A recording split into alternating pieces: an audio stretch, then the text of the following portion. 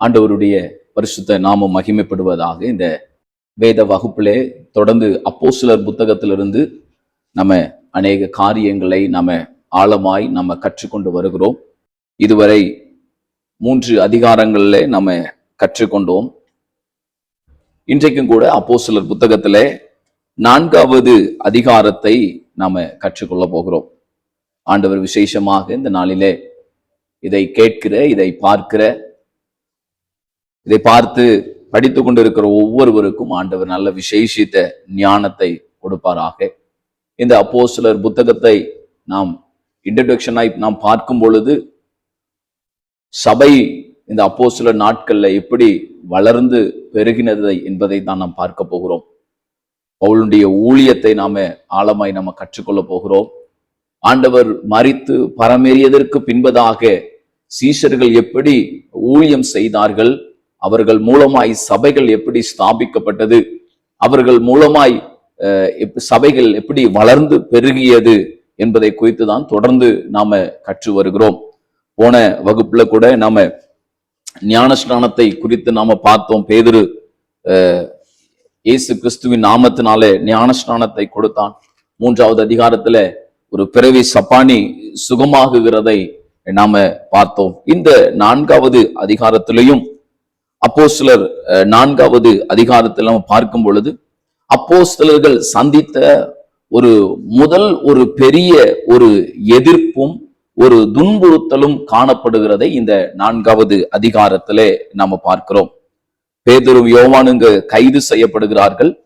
ஆனாலும் கூட இயேசுவையும் உயிர்த்தெழுதலையும் அவர்கள் தைரியமாக அறிவிக்கிறார்கள். இந்த இடத்துல இந்த 4வது அதிகாரத்துல இந்த 4வது அதிகாரத்தை சுருக்கமாய் நான் சொல்லுகிறேன். 1 to 4 வரை பேதுரும் யோவானும் அங்கு கைது செய்யப்படுகிறதை நாம் பார்க்கிறோம். ஏனென்றால் சபை நடுவிலே ஒரு 3வது அதிகாரத்துல பார்த்தோம், அங்கு ஒரு அற்புதம் செய்தார்கள்.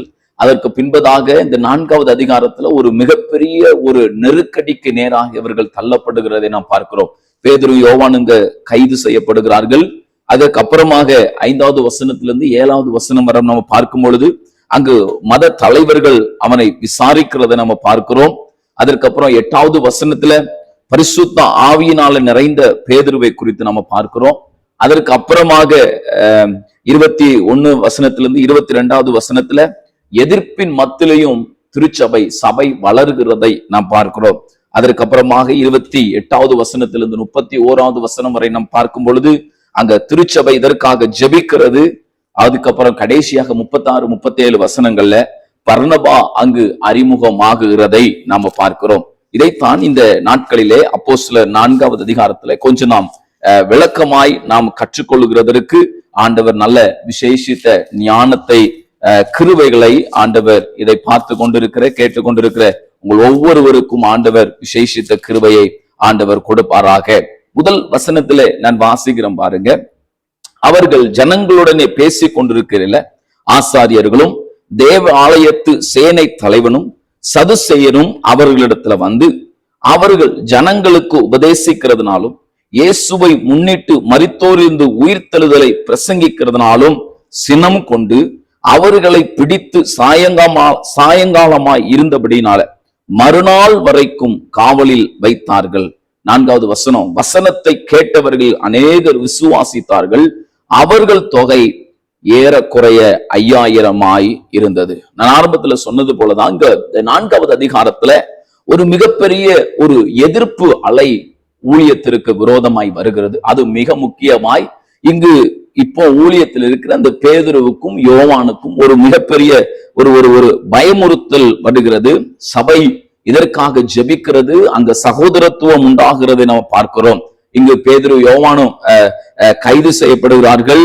அதற்கு அப்புறமாக அந்த வசனத்துல பார்க்கும் பொழுது நிறைய தலைவர்கள் வருகிறவர்களை நாம் பார்க்கிறோம். அங்கு 5வது வசனத்துல இருந்து நீங்கள் 7வது வசனம் வரை நீங்க வாசித்து பார்த்தனா, மறுநாளிலே ஜனங்களுடைய அதிகாரிகளும் மூப்பரும் வேத பாரகரும்.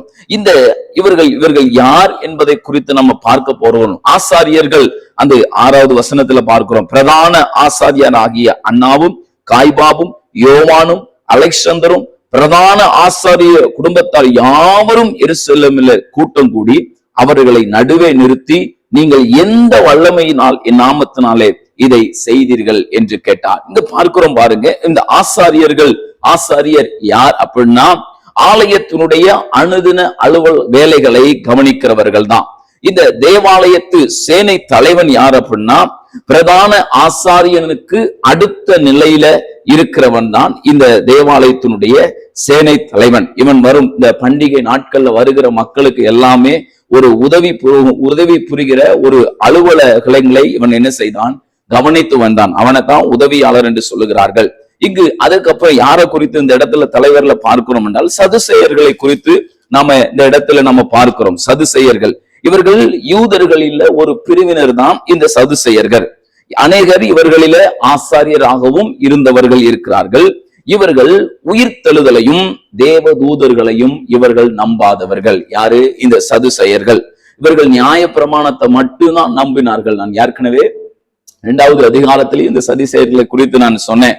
இவர்கள் ரோம அரசாங்கத்தை இந்த சதுசேயர்கள் என்ன செய்தார்கள், ஆதரித்து வந்தார்கள்.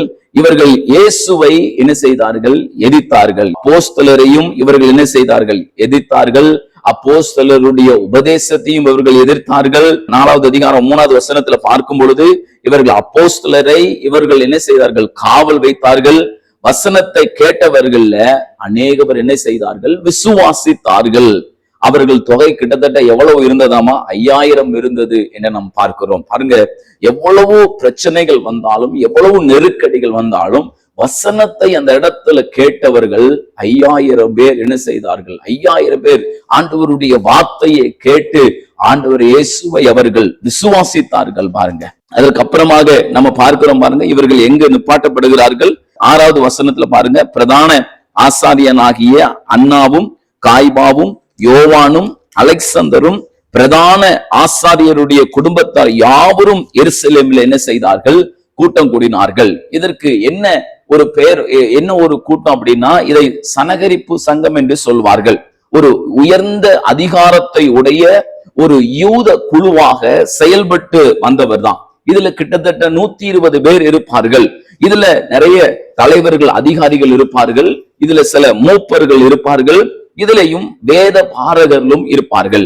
இந்த அதிகாரிகள் எப்படின்னா ஆசாரியர்களாய் இருந்தவர்கள் சமய அதிகாரத்துடன் அரசியல்ல செல்வாக்குடன் இவர்கள் என்ன செய்தார்கள், செயல்பட்டார்கள். இந்த சனகரிப்பு சங்கத்துல இருக்கிறவர்கள். அப்போ மூப்பர்கள் யாருன்னா ஆசாரியர்களுக்கு உதவியா இருந்தவர்கள். செல்வாக்குடன் இவர்களும் பல நிலைகளில ஒரு உயர்ந்த நிலைமையில இவர்கள் காணப்பட்டார்கள். அதற்கு அப்புறமா இன்னும் பார்க்கிறோம் வேத பாரகர்கள். இவர்கள் பாருங்க, தேவதூதர்களையும் உயிர்த்தெழுதலையும் இவர்கள் என்ன செய்தார்கள், நம்பினார்கள். இவர்கள் நியாயப்பிரமாண போதகராக இருந்தார்கள். இன்னொரு வகையில இவர்களை அழைப்பார்கள்.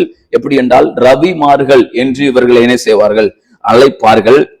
பரிசேயர் குழுவை சேர்ந்தவர்கள் சில பேர் வேத பாரகராகவும் என்ன செய்திருக்கிறார்கள், இருந்திருக்கிறார்கள்.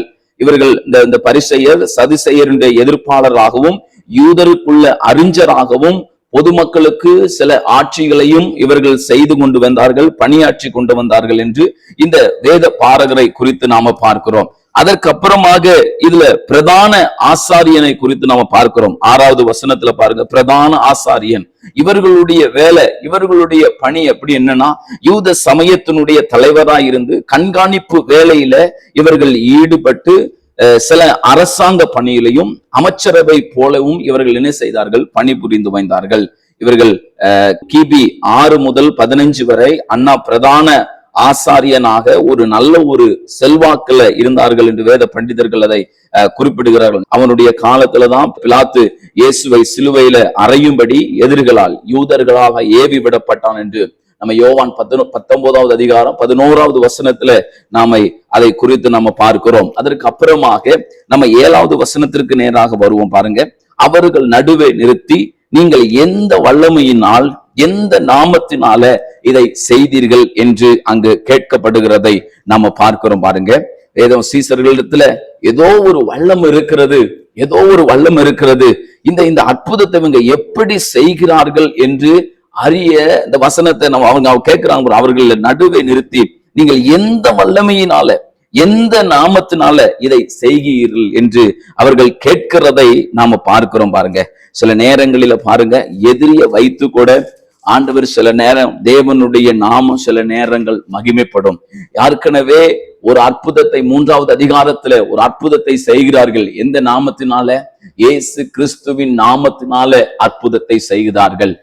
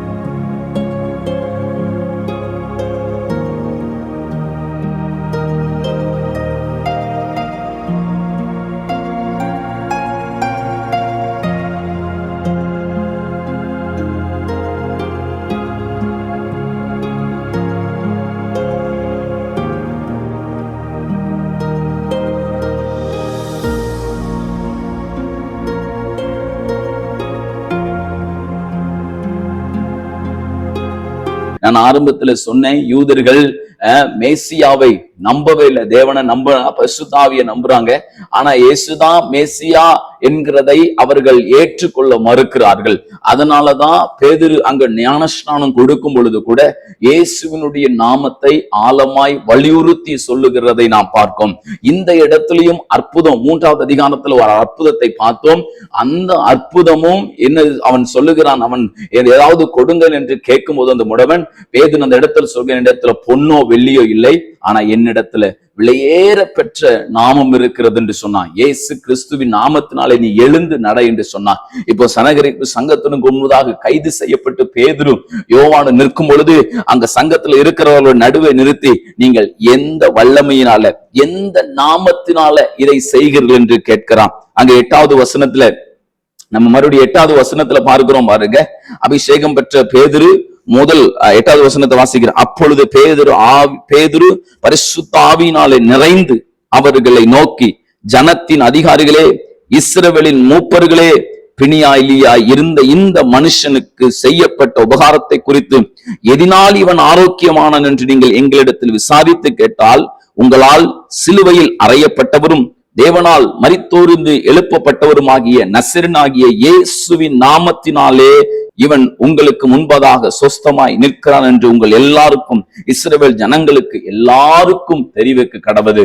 அவ்வளவு பேரு சனகரிப்பு சங்கத்திற்கு முன்பதாக நின்று பேதுரு அந்த இடத்துல அவங்க கேட்ட கேள்விக்கு அவன் சொல்லுகிறான், இயேசு கிறிஸ்துவின் நாமத்தினால மீண்டுமாய் பரிசுத்த ஆவியினால பவுல் நிரப்பப்பட்டு அவன் அந்த இடத்துல பேசுகிறதை பார்க்கிறோம். அபிஷேகம் என்பது ஒரு தடவை, ஆனா நிரப்பப்படுகிறது என்பது பல தடவை நிரப்பப்படலாம். இங்கு அப்போஸ்தலனாகிய பேதுரு மறுபடியும் நிரப்பப்பட்டு ஆவில நிறைந்து அந்த வார்த்தையை அவன் பேசுகிறதை நம்ம இந்த இடத்துல நம்ம பார்க்கிறோம் பாருங்க.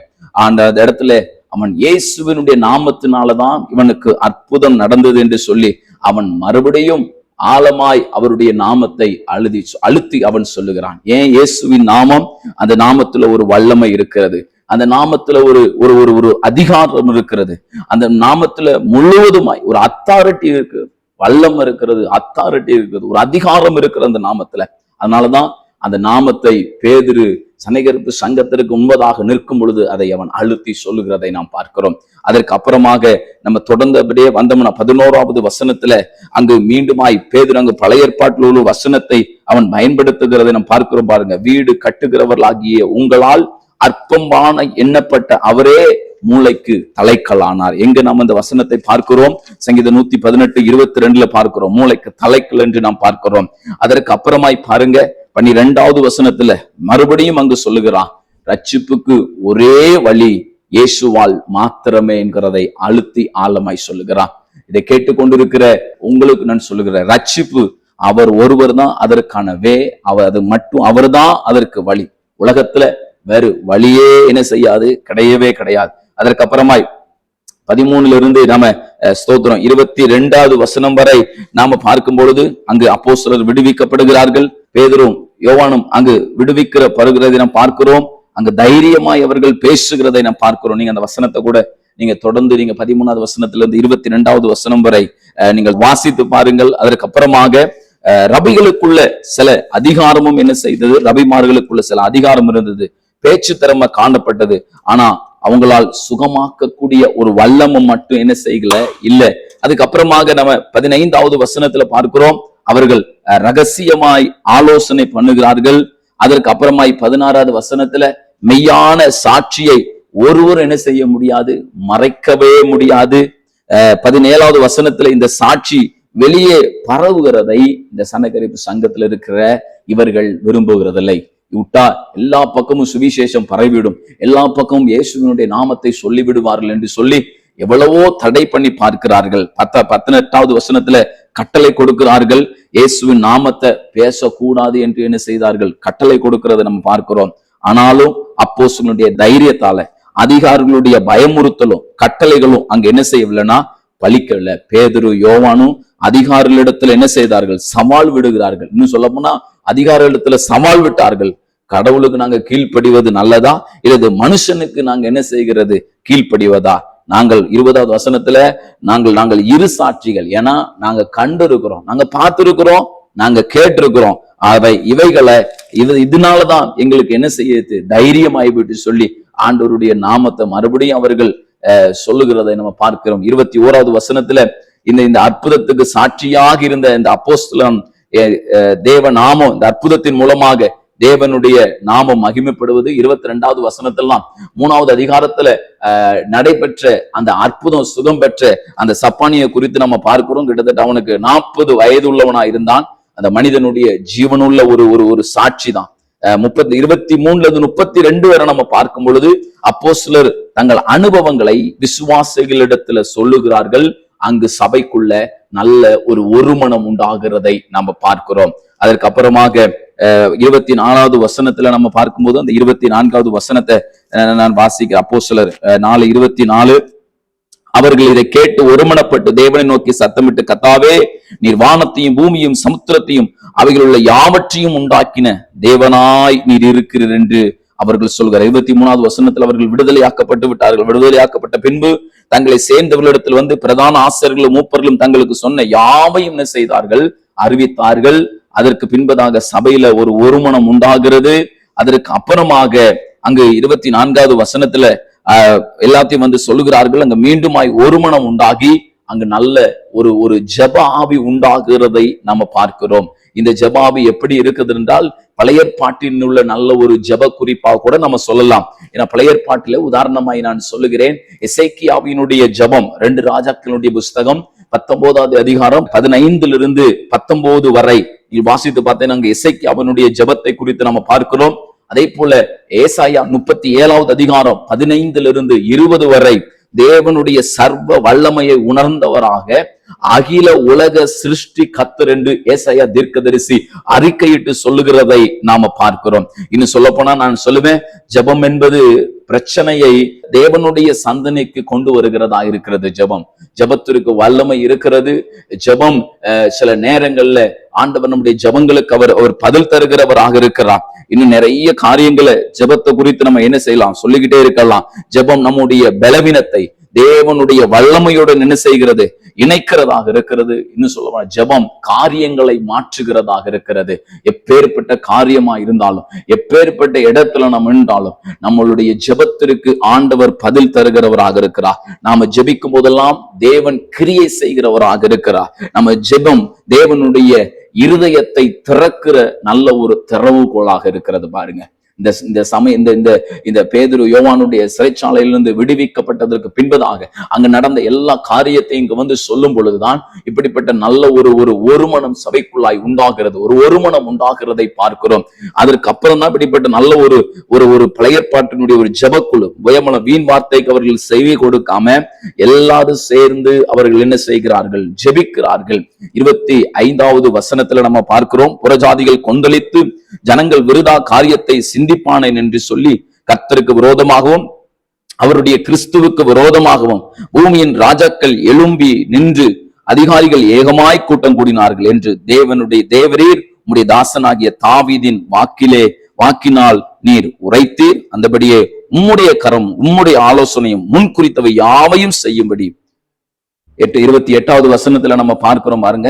28வது வசனத்துல ஏரோது பொந்தி பிலாத்து புறஜாதிகளோடும் இஸ்ரவேல் ஜனங்களோடும் கூட நீர் அபிஷேகம் பண்ணின உம்முடைய பரிசுத்த பிள்ளையாகிய இயேசுவுக்கு விரோதமாய் மெய்யாக அவர்கள் என்ன செய்தார்கள்? கூட்டம் கூடுகிறார்கள். 28வது வசனத்துல நம்ம பார்க்கும் பொழுது ஸ்தோத்திரம், ஏரோது இந்த ஏரோது யார் அப்படின்னா, இவன் ஏரோதின் மகன் அந்திபாஸ். கிமு 4 முதல் கிமு 50 வரை கலிலேயா பெரையாவுக்கு ஒரு தேசாதிபதியா இருந்தவன் தான் இந்த ஏரோது. இந்த ஏரோது இன்னும் சொல்ல போனா இந்த ஏரோது தான் யோவானை சிறைச்சேதம் பண்ணினான்.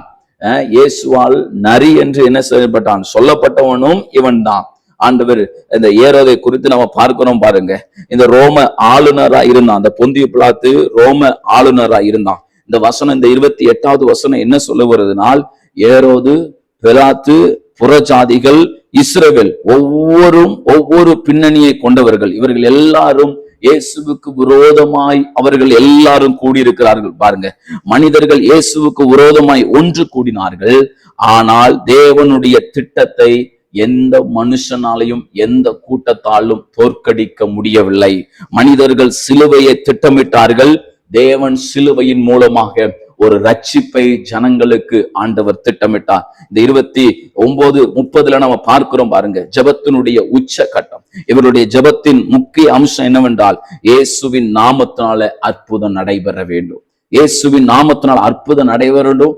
வசனத்தை நல்ல முழு தைரியத்தோடு சொல்ல ஒரு அனுக்கிரகம் உண்டாக வேண்டும் என்று இங்கு ஜெபிக்கிற ஒரு ஜெபக்குழுவை நாம பார்க்கிறோம். அதற்கு அப்புறமாக 31வது வசனத்துல பார்க்கிறோம், அங்கு ஒரு ஜெபத்தின் மூலமாக ஒரு மிகப்பெரிய அசைவு உண்டாகிறதை நாம் பார்க்கிறோம். அந்த வசனத்தை நான் வாசிக்கிறேன். அவர்கள் ஜெபம் பண்ணின பொழுது அவர்கள் கூடியிருந்த இடம் அசைந்தது.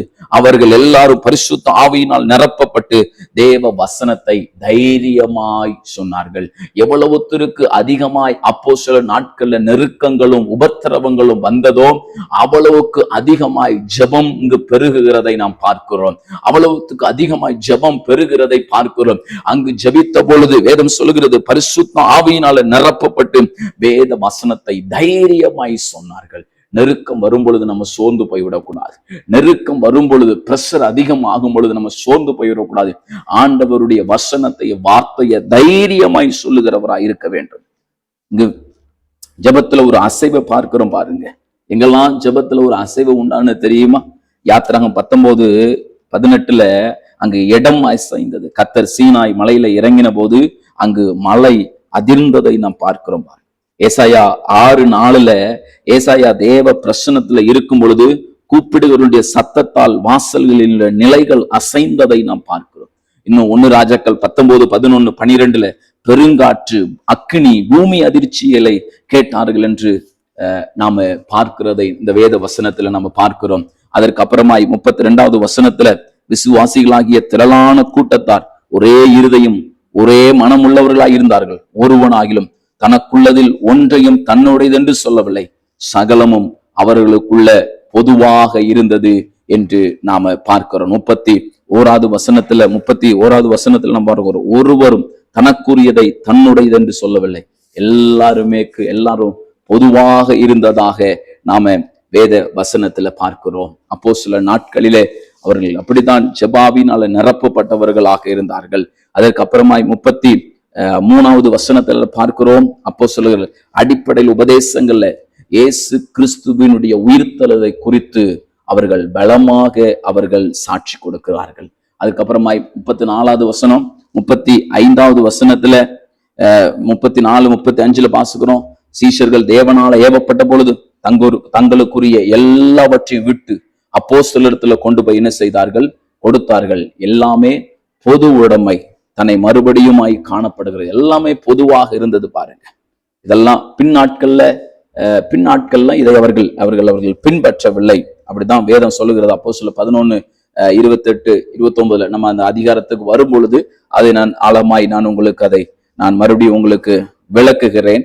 மீண்டுமாக இங்கு அதற்கு அப்புறமாய் கடைசியாக நான் சொன்னேன் 36-37வது வசனத்துல பர்னபாவை குறித்து இந்த இடத்துல நம்ம பார்க்கிறோம். இந்த பர்னபா யார் அப்படின்னா, அவனுக்கு இன்னொரு பெயர் இருக்கிறது. அவன் ஆறுதலின் மகன். இன்னொன்னு பேர் அவன் ஒரு பர்னபாய் குறித்து, இவன் சீப்ரு தீவு, இவனுக்கு சொந்த ஊர் சீப்ரு தீவு. இவன் லேவி கோத்திரத்தை அவன் சேர்ந்தவன். பர்னபா என்கிறதற்கு ஆறுதலின் மகன். இவன் அப்போஸ்தலர் பெயர் பெற்றவன். மற்றொரு பெயர் இவனுக்கு யோசே என்று இருக்கிறது. இந்த பர்னபாவை குறித்ததான சில பண்புகளை நாம பார்க்கிறோம். அவன் தன் உக்கிரானத்துல அவன் ரொம்ப உண்மை உள்ளவனாக இருந்தான். அவன் தனக்குரிய எல்லாவற்றையும் கொடுத்தான். இன்னும் பணத்தை வஞ்சிக்கிற சோதனையில அவன் ஒரு நாளும் விழலை. பல இடங்களில பணம் சேகரிக்கிறவனாக இருந்தான். இவன் தன்னுடைய விசுவாச செயல்ல நல்ல சிறந்தவனாக இந்த பர்னபா செயல்பட்டான். தன்னுடைய விசுவாசத்துல சிறிதளவும் கூட அவன் தவறி போகவில்லை. விசுவாசம் என்பது பொதுவாகவே பொதுவானதாக காணப்பட்டது. நிச்சயமாக இந்த பர்னபாவை குறித்து இன்னும் நமக்கு அறிந்து கொள்வோமானால், இவன் தான் சவுலை அப்போஸ்தலருக்கு முன்பதாக அறிமுகப்படுத்தினான். அப்போஸ்தலர் 9:26-27 வசனத்துல நம்ம பார்க்கிறோம். சரியான ஒரு நபரை சிபாரிசு செய்யக்கூடிய ஒரு விசுவாசம் இந்த பர்னபாவுக்குள்ள இருந்தது. அதனாலதான் இந்த பர்னபாவை குறித்து நம்ம கொஞ்சம் ஆழமா நம்ம பார்க்க போகிறோம். ஏன்னா இந்த பர்னபாவு தான் சவுல் என்கிற ஒரு பவுலை அப்போஸ்தலருக்குள்ள அவன் அறிமுகப்படுத்துகிறதை பார்க்கிறோம். மார்க்குவையுடைய ஊழியத்துல இவன் நல்ல ஊழியத்துல இவன் உற்சாகப்படுத்தினான் இந்த பர்னபா. மார்க் ஆரம்பத்துல முதிர்ச்சி அற்றவனா இருந்தான். இறுதியில பவுல் அவனை குறித்து சிபாரிசு செய்கிறான். அவனை கூட்டி வரும்படி தீமோத்தேயுட கூறுகிறதை நம்ம தொடர்ந்து ஒவ்வொரு அதிகாரத்துல நாம ஆழமாய் நாம பார்க்க போகிறோம். இந்த பர்னபா உள்நாட்டு ஊழியத்திலும் வெளிநாட்டு ஊழியத்திலும் பங்கெடுத்தான். பர்னபா சவுலுடன் ஆரம்ப ஊழியத்தில் அவன் பங்கெடுத்தான். இதன் விளைவாகத்தான் பவுலை கர்த்தர் ஒரு மிஷினரியாக, ஒரு சுவிசேஷகனாக, ஒரு தலைவனாக, ஒரு எழுத்தாளராக, ஒரு இரத்த சாட்சியாக ஆண்டவர் இந்த பவுலை உபயோகப்படுத்தியதை நாம் பார்க்கிறோம்.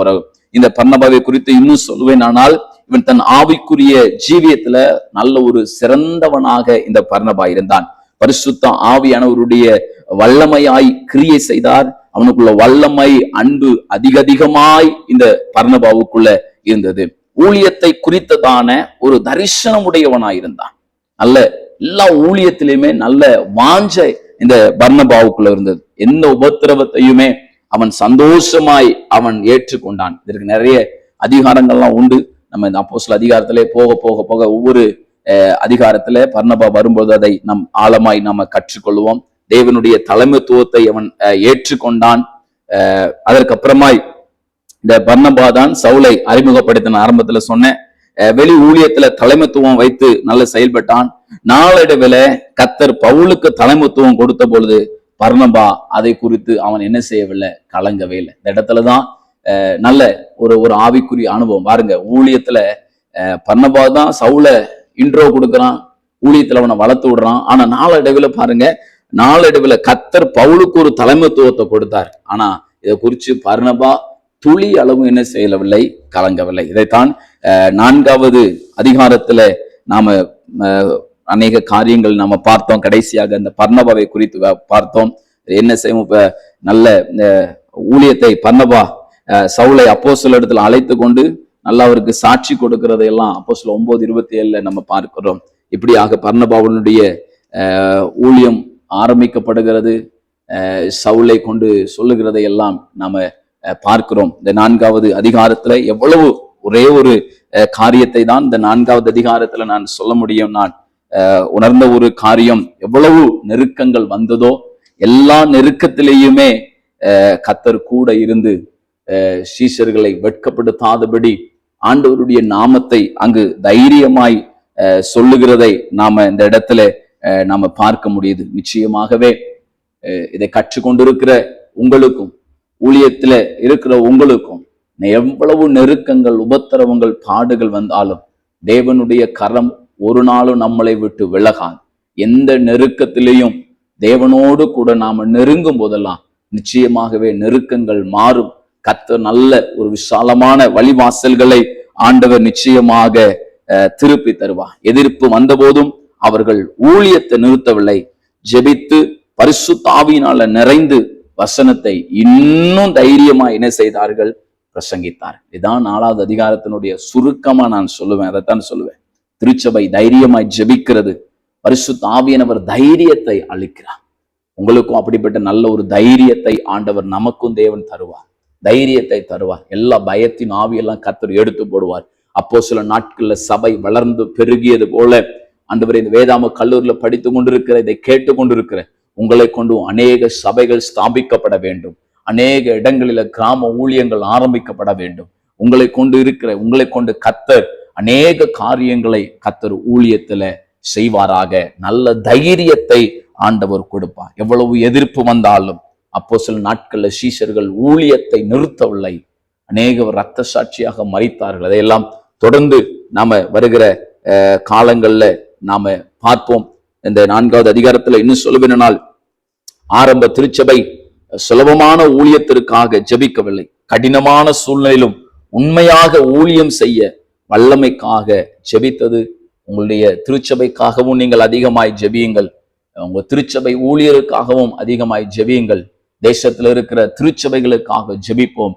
திருச்சபைகள் வளர்ந்து பெருக்கட்டும். நெருக்கத்துல தேவனோடு கூட நெருங்கி அவர்களோடு கூட இணைந்து கர்த்தருடைய ஊழியத்தை செய்யுங்கள். ஊழியத்தை செய்வோம். கர்த்தருடைய நாமம் மகிமைப்படட்டும். வருகிற நாட்களை தொடர்ந்து அடுத்த அதிகாரத்திலே, அப்போஸ்தலர் 5வது அதிகாரத்திலே இன்னும் ஆழமான காரியங்களை கற்றுக்கொள்ள பரிசுத்த ஆவியானவர் நமக்கு உதவி செய்வாராக. ஆமென். முதலாம் கேள்வி, பர்னபா பெயர் அர்த்தம் என்ன? முதலாம் கேள்வி, பர்னபா பெயர் அர்த்தம் என்ன? இரண்டாம் கேள்வி, ஜெபத்தை குறித்து ஆசிரியர் சொன்ன 7 காரியங்கள் என்ன? இரண்டாம் கேள்வி, ஜெபத்தை குறித்து ஆசிரியர் சொன்ன 7 காரியங்கள் என்ன? மூன்றாம் கேள்வி, பவுலை அப்போஸ்தலர்களுக்கு அறிமுகப்படுத்தியது யார்? மூன்றாம் கேள்வி, பவுலை அப்போஸ்தலர்களுக்கு அறிமுகப்படுத்தியது யார்? கேட்கப்பட்டுள்ள கேள்விகளுக்கு கீழே கொடுக்கப்பட்டுள்ள எண்களுக்கு உங்கள் பதில்களை அனுப்பி வையுங்கள். கர்த்தர் உங்களை ஆசீர்வதிப்பாராக.